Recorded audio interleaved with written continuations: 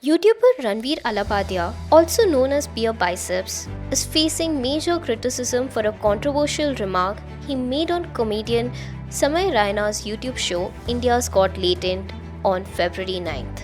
Both Allahbadia and Raina have been heavily trolled online over a comment by Allahbadia that many found offensive and disturbing. He had asked a contestant the question, would you rather watch your parents have sex every day for the rest of your life or join in once and stop it forever? People across the board, politicians, celebrities, and the general public have expressed shock and disappointment, not just at Alabadia's words, but also at how others on the panel responded. This has sparked fresh debates about content creators using inappropriate and offensive language on digital platforms. Allabadia has apologized for his remark on social media, but the issue hasn't died down. The controversy has reached Parliament and even the Supreme Court, where several MPs have spoken out against it. The court has given Allabadia temporary protection from arrest but has also placed restrictions. He and his team cannot post any content on social media until further notice. Meanwhile,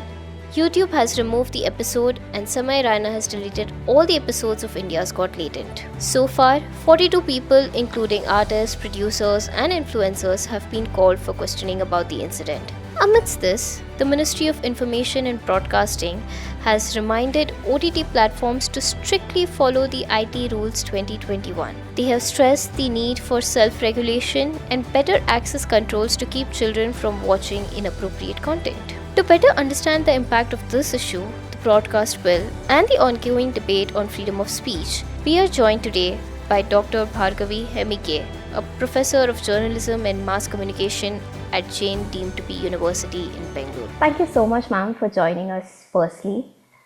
Thank you for inviting. Tell me. And even before we begin, first I want to know what is your opinion regarding the whole controversy about India's Got Latent and the comments made by Ranveer Allahbadia as a professor of journalism. Okay. So, first of all, what he spoke was very shocking in this show, India Got Latent. I'm sure everyone will agree with me.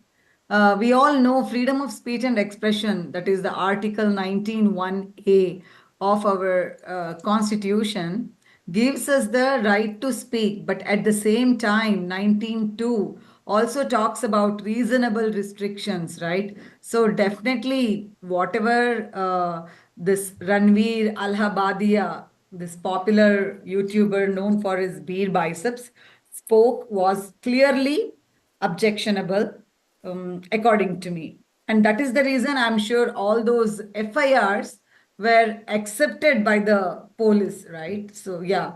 And yeah, we all know later on he went, the Supreme Court also has given him an interim protection from arrest, yes, but has imposed gag order, preventing him from posting any further content on social media until further notice. This is as far as my information with regards to this case is concerned.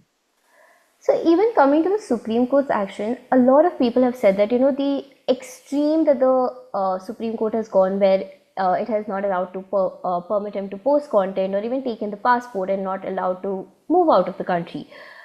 A lot of people have said that this is extreme, though they all agree that, the comments made were extremely in bad light and was unnecessarily completely.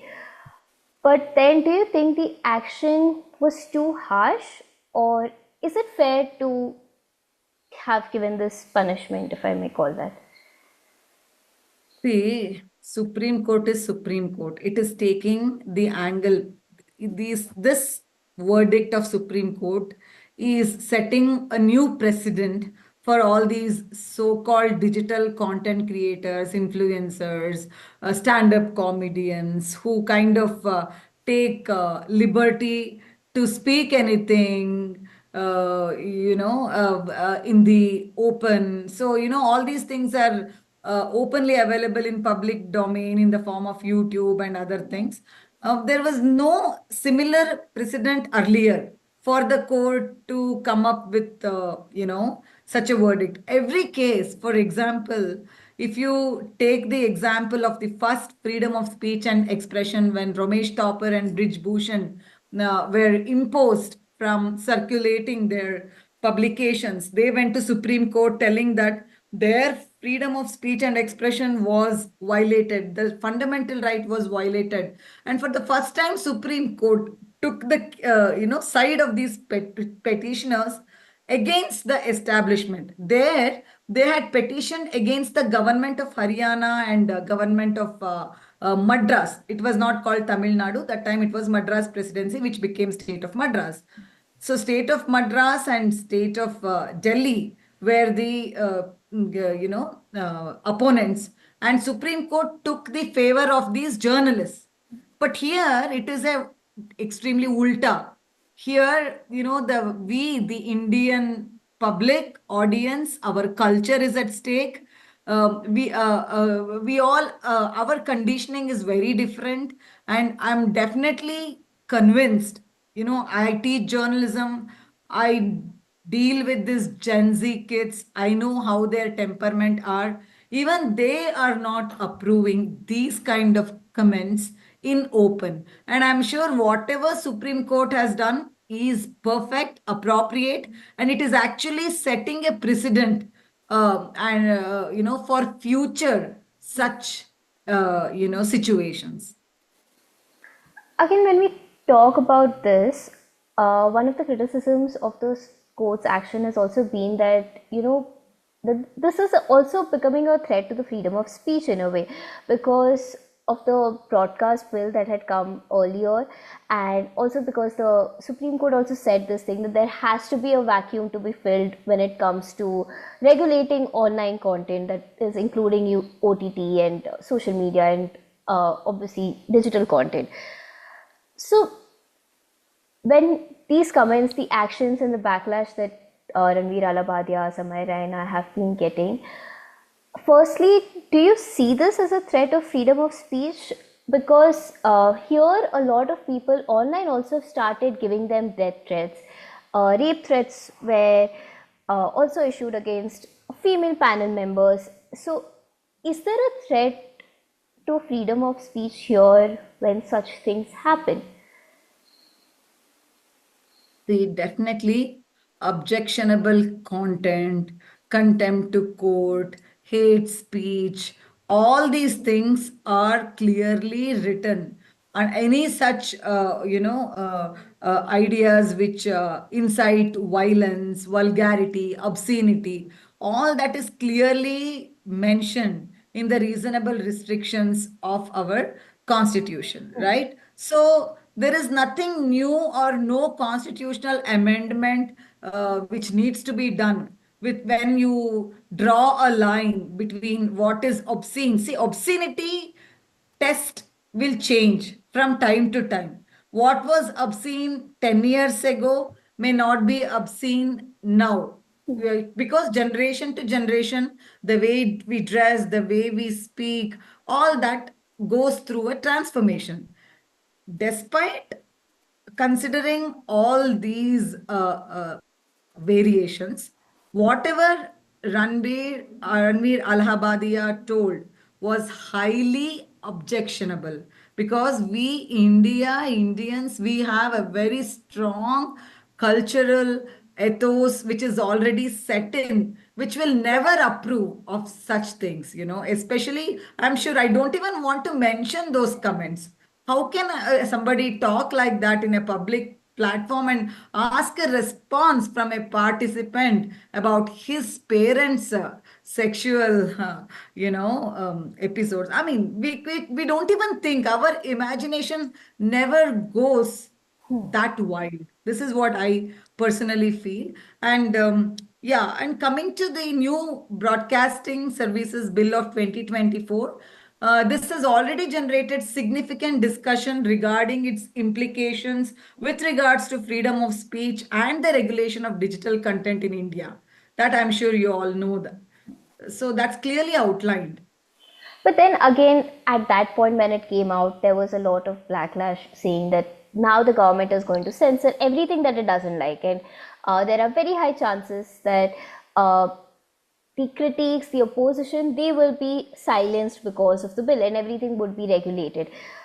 And at that time it was paused at least, but the elections were also about to come, and now again there are conversations about this, and a lot of people have had this fear that it also curbs independent media then, because nowadays independent media is growing than the traditional media. So will that have an impact? I don't think so. I don't think so. Earlier we had many cases, but of a different nature, okay, which popped up.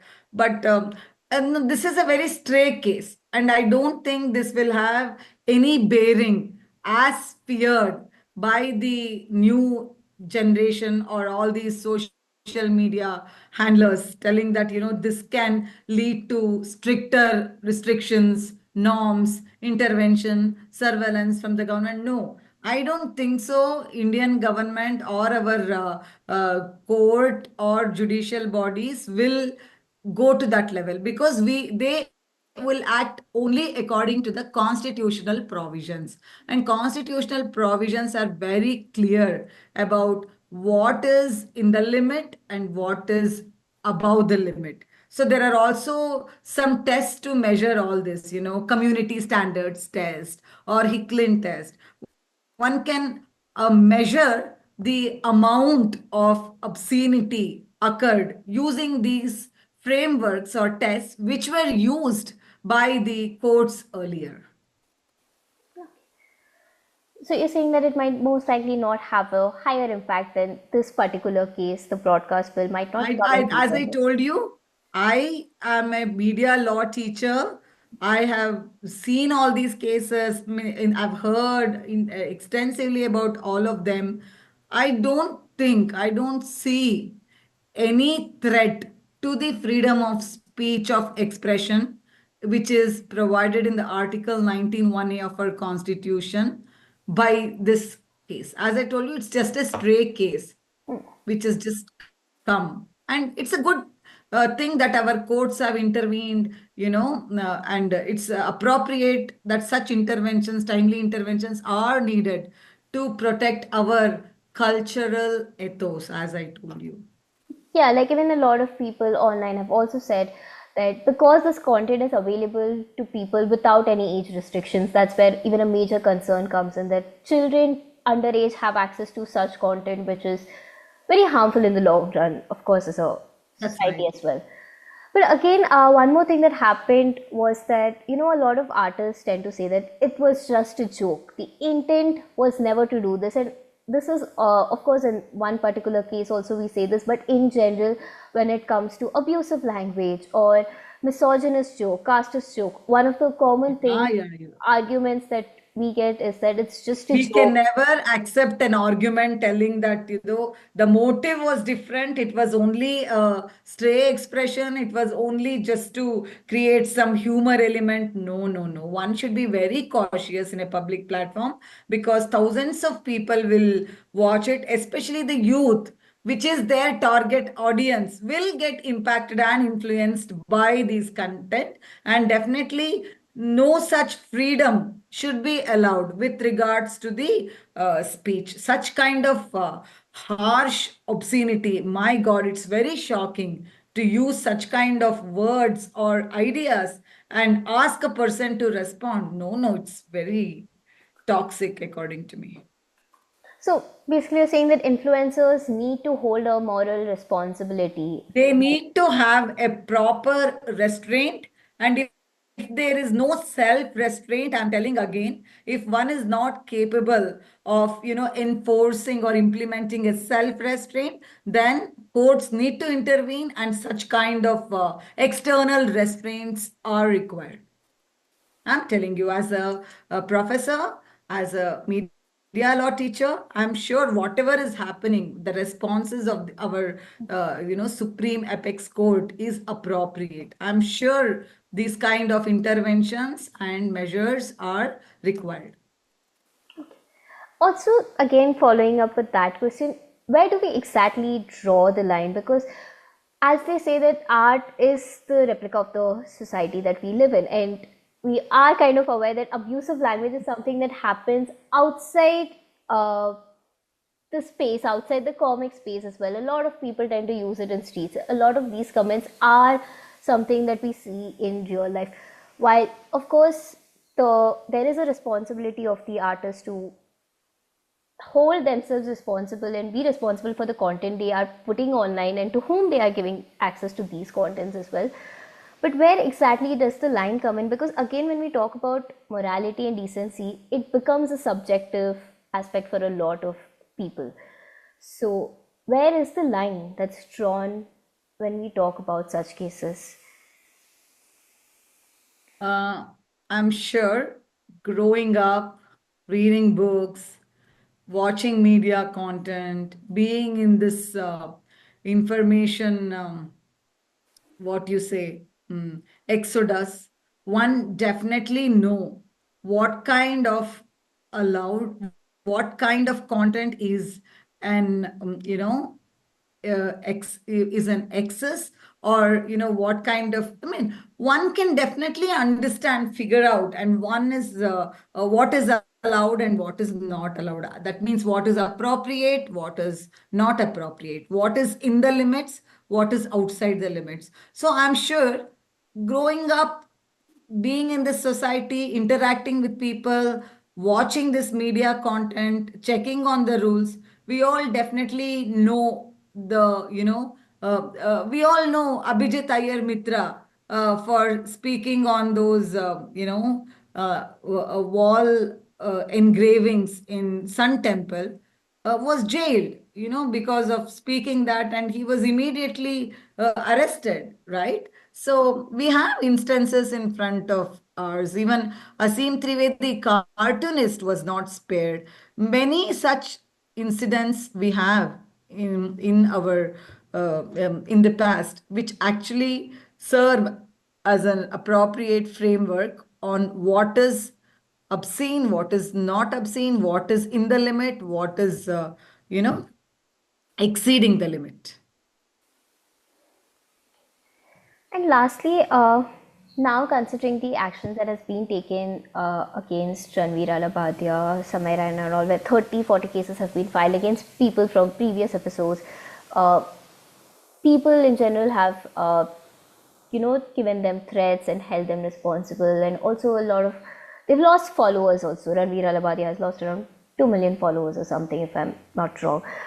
And along with that, there has been a more wider reaction where even Harsh Gujral, the comedian, he also deleted the episode room, all the episodes of the episode, the escape room from YouTube. And the comedian's Anubhav Singh Basi's Lucknow show was cancelled based on based on the alleged indecent language that he has used in his previous shows. So where is this going? Because how do you see this moving along? Because now it seems like all the comedians, or they are also being targeted, or there's an action against them as well. So where is this going? I think all these are knee-jerk reactions, according to me. So these kind of immediate responses are definitely expected, and one had to be responsible, right, when he was having so much at stake, So self-restraint is very important whenever you are, disseminating some content in a public platform. And as I told you earlier, whatever has happened, whatever is happening will be just a temporary phase. I'm sure another 15 days or 20 days maximum, this issue will die a natural death. When some other incident will pop up, people will forget this and things will be normal again. So what would it also mean for creators and new content, young content creators, the brands and other things? Because in general we see that a lot of comedians hesitate now, especially to make political jokes. There is a very specific criteria that people sometimes stick to, and there is one criteria for dark, edgy humor that mostly Samay Raina was known for. And then there are these some comics, some artists who tend to go around the workplace jokes, the normal situational jokes, everyday life situational jokes. And there are others who have had political jokes as well, and they have faced a lot of criticism for that, be it Kunal Kamra, Munawar Faruqi. They have had a lot of consequences. And it creates a lot of hesitation for people to put out their content as well when they start speaking about other things. So, what would it mean for new content creators too? Okay. Well, let me tell you very clearly. Our freedom of speech and expression is clearly bounded by reasonable restrictions. Our First Amendment also clearly spoke of the restrictions which one had to follow with regards to freedom of speech and expression. Stand-up comedy is an idea which we have emulated from US or Western countries. Now, let's say American Constitution, for example. America is a freer country when you compare freedom of speech and expression, and American Constitution clearly talks or tells in its first amendment that Congress shall make no laws which abridges the freedom of speech, so of press. It clearly says, I'm telling again, Congress shall make no laws which will abridge the freedom of press. So they've clearly mentioned this institution press in their first amendment, whereas we have not specified anything. On the contrary, Indian First Amendment is only imposing the restrictions on the free speech, what needs to be told and what needs to be kept within oneself, right? So, this kind of distinction one has to understand, one has to be very clear before speaking anything, before talking any violative content in the public. So, that would mean that the new content creators be aware of what they Yeah, are. American Constitution or American comedians enjoy a freer atmosphere because of their constitutional exemptions. Means they have more freedom given to them in their form of their First Amendment, as I told you. Whereas our First Amendment is restrictive. So we need to abide by what our Constitution accommodates us, isn't it? That's the reason you see their journalists very freely asking questions, making memes of their president. Here, it's not possible. Here, the minute you do this, there are every chance that you will be imprisoned under sedition for seditious content. As clear as that.